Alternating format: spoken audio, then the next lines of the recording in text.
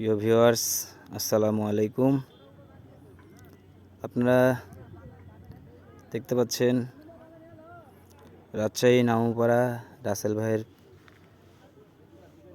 পুকুরে আজকে বৃহস্পতিবার বেলা 2টা থেকে খেলা অনুষ্ঠিত হবে মৎস্য শিকার। এখনও লটারি হয়নি, তার আগে আমি একটু আপনাদেরকে দেখাতে চাচ্ছিলাম যে আজকে খেলাটি অনুষ্ঠিত হবে। এখনও কোনো মাচানে কেউ নামেনি।